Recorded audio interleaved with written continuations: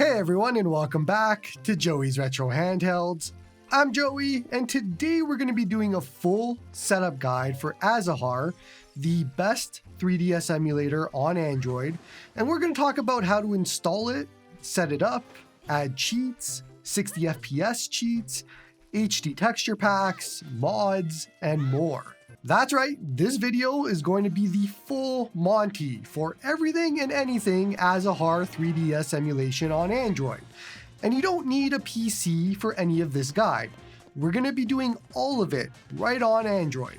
I'm going to be using the Solid File Explorer app for today's video, since there is quite a bit of moving files, and that is right off of the Google Play Store, if you want to follow along with a one-to-one app.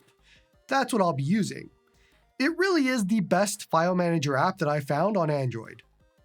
Okay, so let's start off, and for those of you that have Lime 3DS or an older version of Citra installed, let's first talk about the folders that you should back up so that you can keep your saves, or maybe you want to keep your existing HD texture packs or cheats and so on. So, whenever you installed Lime 3DS or Citra, you would have had to create a folder either on your internal storage or your SD card for the emulators to save their data in. And so you personally had to name that folder. This will be different for everybody, but head into your internal storage on Android and look for a Citra folder or a Lime 3DS folder or anything like that. Usually you probably would have made it right on the internal storage right at the top. Alternatively, you could probably open up Lime 3DS or Citra, head to Options and scroll down, and it might show you the folder location under Select User Folder. This might not apply to all versions though, depending on how old your version is. Now, once you find it, go ahead and back up these folders somewhere else. I'm just going to move them to my Downloads folder, since I have that open right on the right. The Cheats folder, which obviously will have all of your cheats, so you'll want to move that. The Load folder, which has all of your HD textures as well as your mods and things like that. And then lastly, you want to move over your SDMC folder, which has all of your saves, all of your updates, all of your DLC, and anything that you've installed for games. So it's pretty simple. Those three folders, that's all you have to back up, and they should be inside of your Lime 3DS or Citra folder. Now, one last thing that we need to get before we get started, you're going to need some 3DS games. Obviously, as this is a 3DS emulator, and so you can't do much if you don't have any games. A major difference with Azahar compared to Lime 3DS and Citra is the games need to be in CCI format.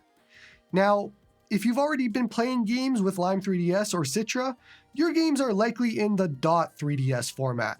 So it is pretty simple. All you have to do is rename it from .3ds to .cci. And you're off to the races. Just do that for every single game and you're done. Now, if you don't have any games, the ROMs GitHub is a great place, and you'll want the decrypted 3DS ROMs. Those are also going to come in a .3ds file format. So, once again, just rename them when you download them, and you should be off and good to go. Reminder that you do have to unzip the ROMs. They can't be zipped. Now, you also probably want the updates and DLC depending on the game, and unfortunately that website doesn't really have any good options. There is a website called Zipper2 that will have updates and DLC, and they do need to be decrypted when you're looking for them, but you want to use an ad blocker when checking out that website. This is as much information as I can give you on both ROMs and updates and DLC. You are on your own after this, but I think I've given you enough of a nudge in the right direction. Now, once you grab all of those, you can simply just create a folder called ROMs, and then a folder called 3DS right inside of it, and then just put all of your games, your updates, and your DLC inside of that 3DS folder, just to have everything nice and organized and in one spot for you. Okay, so at this point, we can actually go ahead and install Azahar, and you have two different options. There is the Google Play Store version, which is the easiest probably, or you can also get it through GitHub. If you're going to go the GitHub route, you want to install the one that says Android Universal APK, if you want to go that route. Most people can probably just grab the Play Store version. Go ahead and open Azahar and then click Get Started. You now need to grant permissions for notifications, microphone, and camera. Just go ahead and click Allow on each or while using the app for each. It's now going to ask you to select your user folder, and this is the part where you need to create a folder to house all of the data to do with this emulator. You can choose to create a folder on your internal storage, or if you have an SD card connected, you could do it there if you want. It's up to you. Personally, I'm going to be doing it on the internal storage because I don't have an SD card connected, but it's your call. Just create a folder called Azahar, and then select Use this folder and click OK. Remember where you created that folder because we're going to need to come back to it. Go ahead and click Next, and this is a bit confusing, but it's going to ask you about your Applications folder. And this just means where are your games? Where did you put your games, which are called ROMs? So where are your 3DS games located? And we talked about this earlier, but if you followed what I said, you would have made a ROMs folder, and inside of that is a 3DS folder, and then you can just select that folder, and that's where all of your games are. So it's very simple if you followed my instructions. When you go ahead and click Next and then Continue, you should be at the home screen of Azahar, and you should see all of your games start populating if you followed this guide correctly. And then you'll also get a pop-up about renaming your 3DS formatted games to CCI, which a lot of people seem to miss this pop-up. Okay, so the first thing that we need to do is go ahead and change some settings. So click the three dots top left to go to Options, and then go ahead and choose Settings. Scroll down to Gamepad and head in. Now, I'm going to assume that you are not using touch controls, so with your handheld or controller, go ahead and map the controls for a 3DS to your controller. Just tap, push the button on your controller, and move on. Stop when you get to the D-pad button section, because if you read it, it'll tell you that you only need to map this section if you are having trouble with the previous mappings. So skip that, and then head to Triggers, and continue mapping from there. Now, when you get to hotkeys, unfortunately right now you can't do combination hotkeys, so I just use L3 for swap screens, and I use R3 for cycle layouts. If you happen to have extra back buttons, you can use them for any of the other options if you would like, but don't worry, I'm going to show you how to do these things without hotkeys if you need to. Back out from Gamepad when you're done, and then let's head into graphics. This is where things get a little bit tricky as each device is different. Personally, Vulkan is the best API to use, and you also want to enable asynchronous shader compilation. However, for low-end devices, you might need to use OpenGLES instead, and unfortunately, as of now, any changes that you apply here apply to all games, so you can't do per game settings. Internal resolution is upscaling, so if you have a very powerful device, you can upscale it to match your display. So 4x would be good for a 1080p display if that's what you have, and your device can handle the upscaling. Scroll all the way down and you want to enable custom textures, and you want to make sure that async custom texture loading is enabled as well. Both of these are going to apply for HD textures when we talk about that later. Back out to the options screen, and you should see an Install CIA file option. And if you click that, you can now navigate to your update and DLC files that should be in a CIA file format, assuming you unzip them, and you can install them. Feel free to tap and hold to select multiple files to install if you have them. This part is entirely optional. You might have not downloaded any updates or DLC, so you can skip this if you didn't. But for those of you that did, this is how you do it. And remember, if you have an error, you have to make sure that they're decrypted, or else it's not going to install.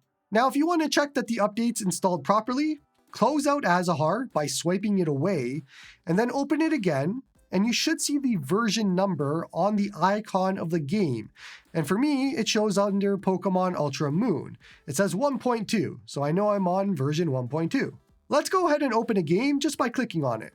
The first thing you're going to notice is there's some on-screen touch controls. And if you're using a controller or a handheld, we obviously don't need that. So we need to access the in-game menu.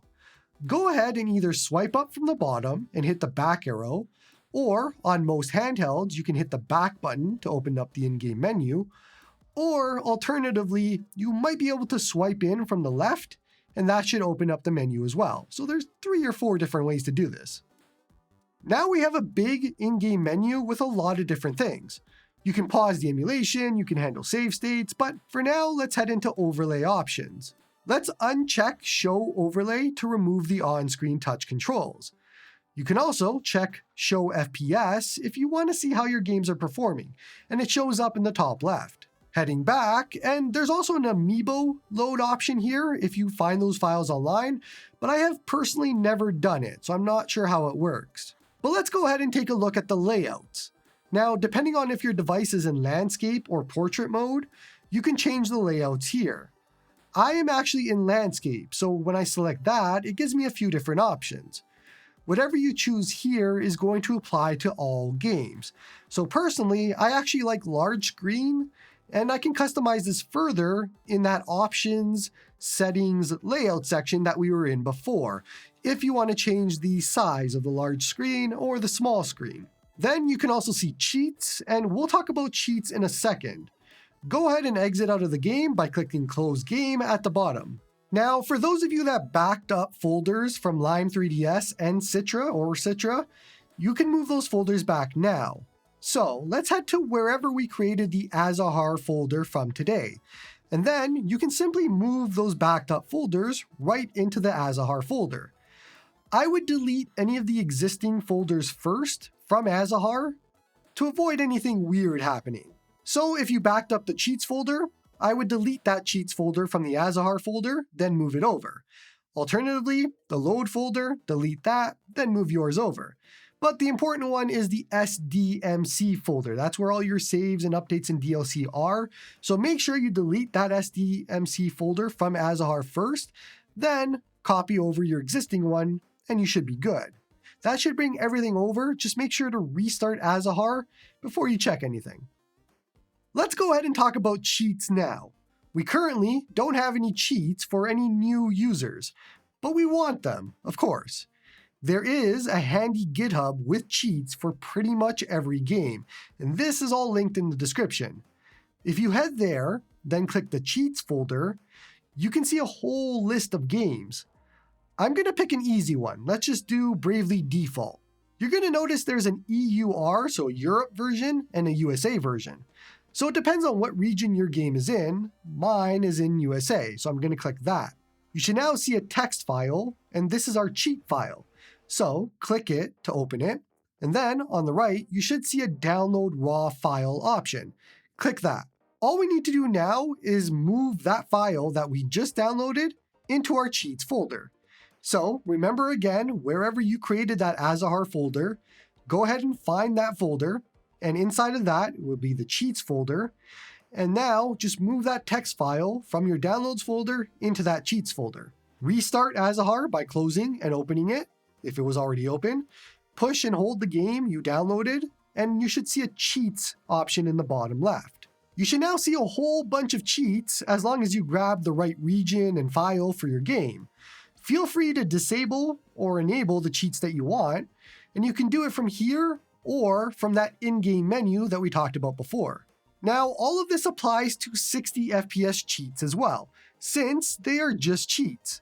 There is a nice repository of 60 FPS cheats on GBA temp.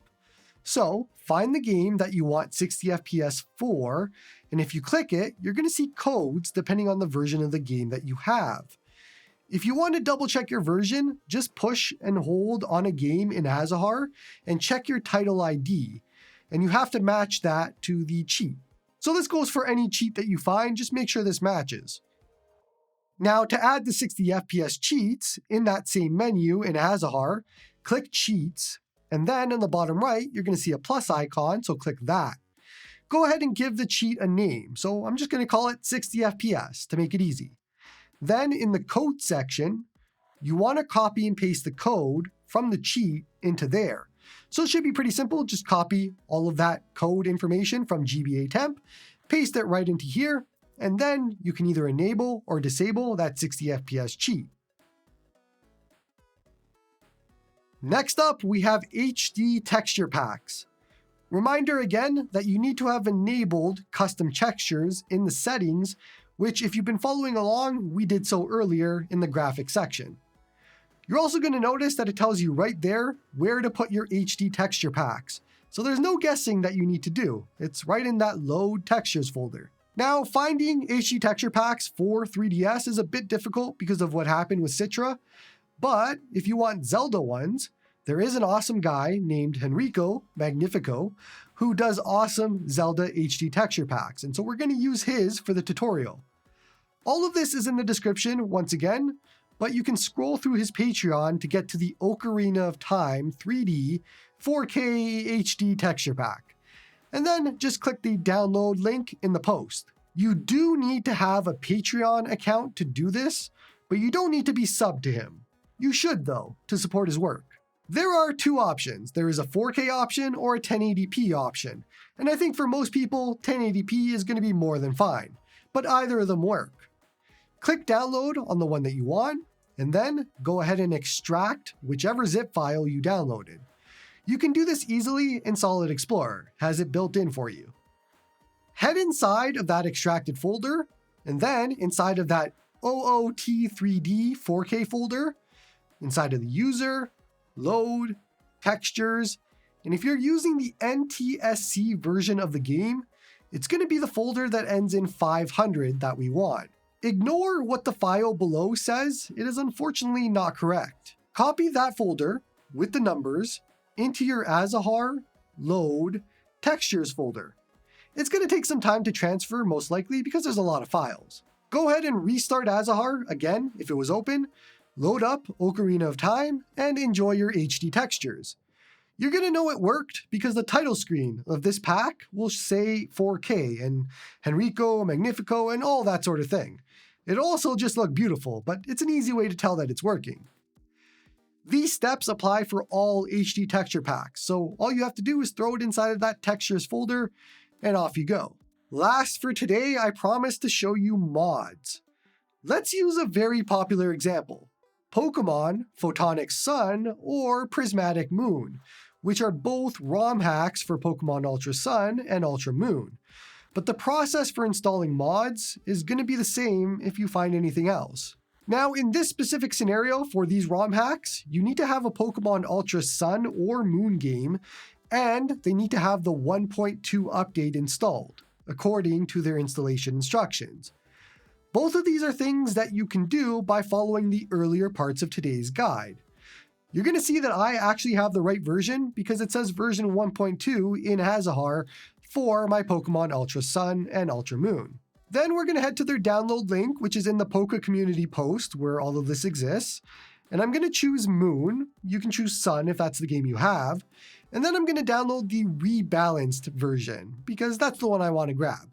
So I'm going to grab that and download it. Now I need to extract that zip, and that's going to take a while. When all of that's done, head inside of the extracted zip folder, then inside of the Luma folder, titles, and then you're going to see a title ID folder with the numbers and the letters of the game. Now, on your device, head to the Azahar folder, then load, and you want to create a folder here called mods, if it doesn't exist already. Inside of that mods folder, copy and paste the title ID folder from the zip we extracted. Restart Azahar if it was open, then reopen it and choose your Ultra Sun or Moon, whichever game you decided if it was Photonic Sun or Prismatic Moon.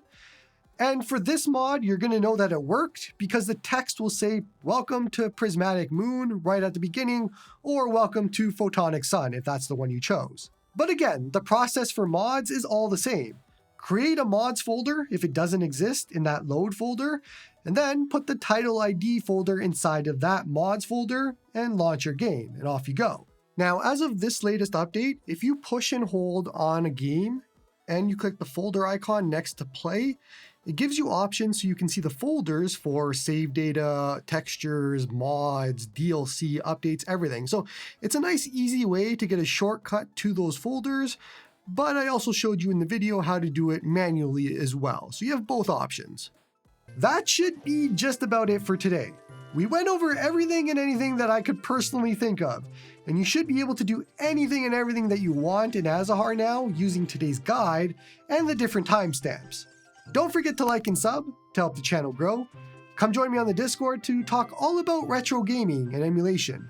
Support me on Patreon if you like my stuff, and hope you all have a good one.